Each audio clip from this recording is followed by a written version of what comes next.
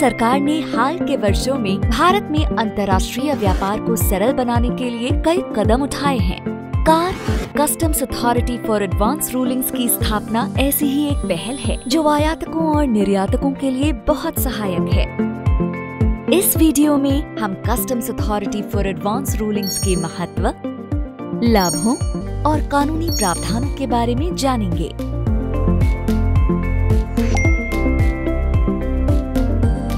सीमा शुल्क में advance rulings या अग्रिम निर्णय आवेदक द्वारा किसी भी वस्तु के आयात या निर्यात से पहले उससे संबंधित आवेदन में उठाए गए प्रश्न पर एक लिखित निर्णय है। अथॉरिटी अपने मौजूदा स्वरूप में जनवरी 2021 से काम कर रही है।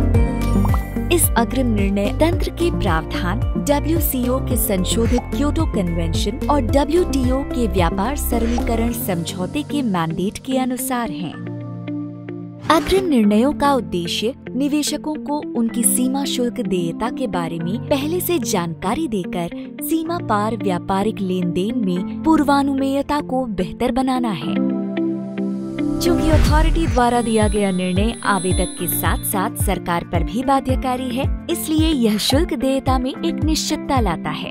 चूँकि निर्णय समयबद्ध, पारदर्शी और मितव्ययी तरीके से दिए जाते हैं, इससे माल की तेज निकासी में सहायता मिलती है। यह मुकदमेबाजी की संभावना को और भी कम करता है। इसलिए यह आयातकों और निर्यातकों को वित्तीय नियोजन और समझदारीपूर्ण व्यापार व आपूर्ति श्रृंखला संबंधित निर्णय लेने में सहायता करता है।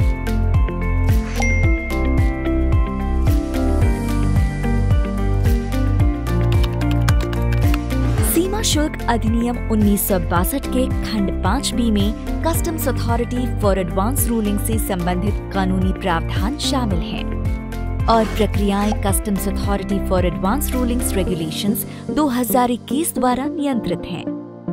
अथॉरिटी सीमा शुल्क प्रधान आयुक्त या सीमा शुल्क आयुक्त के रैंक का एक अधिकारी होता है। वर्तमान में नई दिल्ली और मुंबई में ऐसे 2 अथॉरिटी नियुक्त हैं। इनके संबंधित क्षेत्राधिकार को मानचित्र पर दिखाया गया है।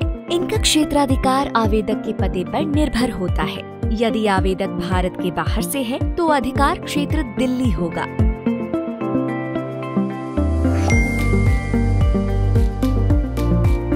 कोई भी आयातक और निर्यातक या उचित कारण वाला व्यक्ति अथॉरिटी को आवेदन दे सकता है।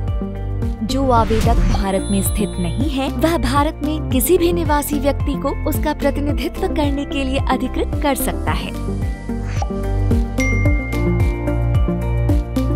एक आवेदक निम्न विषयों पर अग्रिम फैसलों की मांग के लिए आवेदन दायर कर सकता है: माल का वर्गीकरण, ड्यूटी की दर, माल का मूल्यांकन, सूचनाओं की प्रासंगिकता, माल की उत्पत्ति का निर्धारण, कोई अन्य मामला जिसे केंद्र सरकार अधिसूचित कर सकती है।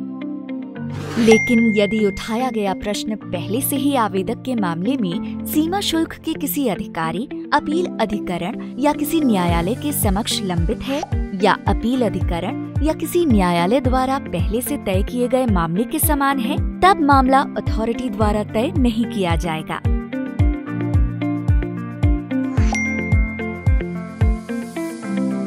अग्रिम निर्णय प्राप्त करने के इच्छुक आवेदक को ज्यूरिसडिक्शनल अथॉरिटी को एक आवेदन करना होगा।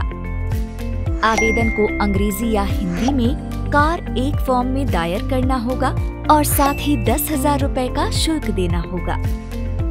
कार 1 आवेदन दर्ज करते समय आवेदक को निम्न बातों को सुनिश्चित करना चाहिए: महत्वपूर्ण बिंदुओं को दर्शाते हुए माल का पूरा विवरण दें, सभी प्रासंगिक तथ्यों को प्रमाण के साथ प्रदान करें, मुद्दे को लेकर आवेदक की व्याख्या और साथ ही पक्ष को सही ठहराने का समर्थन करने वाले तर्क।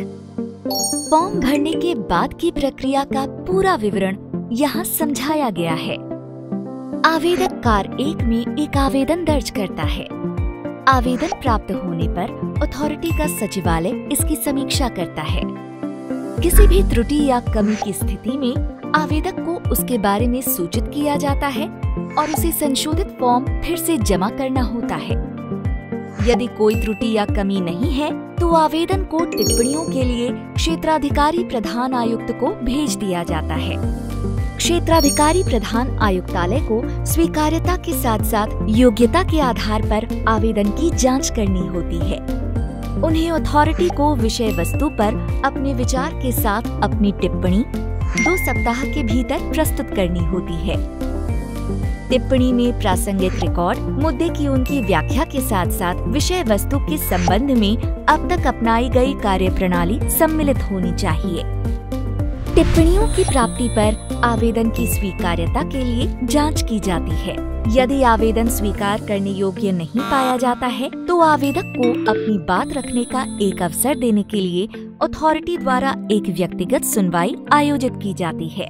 सुनवाई के बाद भी यदि आवेदन स्वीकार करने योग्य नहीं पाया जाता है तो अथॉरिटी द्वारा आवेदन को अस्वीकार करने का आदेश पारित किया जाता है। लेकिन यदि सुनवाई के बाद आवेदन स्वीकार करने योग्य पाया जाता है और योग्यता के आधार पर आगे सुनवाई की अनुमति दी जाती है तो क्षेत्राधिकार आयुक्तालय की टिप्पणियां आवेदक को प्रतिक्रिया के लिए भेज दी जाती हैं। इसके बाद मामले की योग्यता पर एक व्यक्तिगत सुनवाई आवेदक और विभाग के अधिकृत प्रतिनिधियों के साथ आयोजित की जाती है। आवेदक या क्षेत्राधिकार आयुक्तालय के लिए उपस्थित होने वाले एक अधिकृत प्रतिनिधि को सचिव को एक अधिकार पत्र प्रस्तुत करना होता है।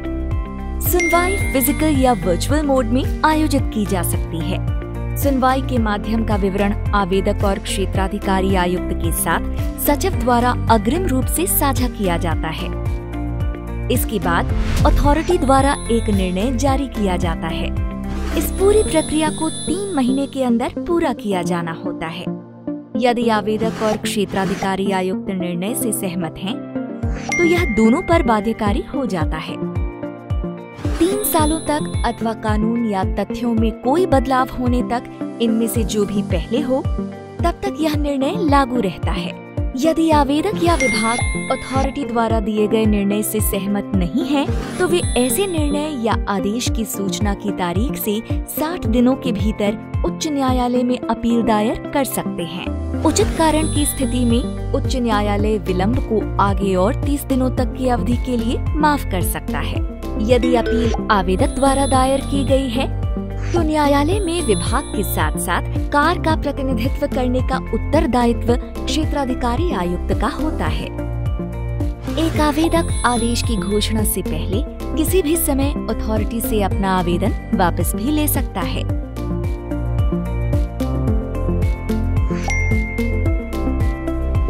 अथॉरिटी रिकॉर्ड में किसी भी गलती को सुधारने हेतु अपने आदेश में संशोधन कर सकती है।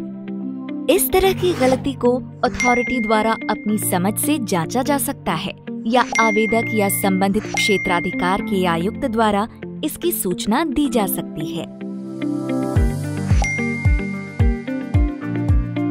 यदि अथॉरिटी को पता चलता है कि आवेदक ने धोखाधड़ी या तथ्यों की गलत जानकारी देकर अग्रिम निर्णय प्राप्त किया है तो उस अग्रिम निर्णय को रद्द कर दिया जाएगा।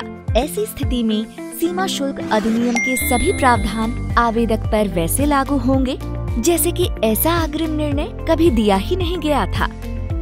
अग्रिम निर्णय को अमान्य घोषित करने का आदेश आवेदक को सुनने के बाद ही पारित किया जा सकता है। सीमा शुल्क अधिनियम अग्रिम निर्णयों के लिए एक व्यापक प्रावधान देता है ताकि यह सुनिश्चित किया जा सके कि सीमा शुल्क विवाद न्यूनतम हो। यह प्रावधान भारत में व्यापार करने में सुगमता बढ़ाने के सरकार के उद्देश्य को प्राप्त करने में एक प्रमुख सहायक है। अधिक जानकारी के लिए कृपया www.cbic.gov.in देखें।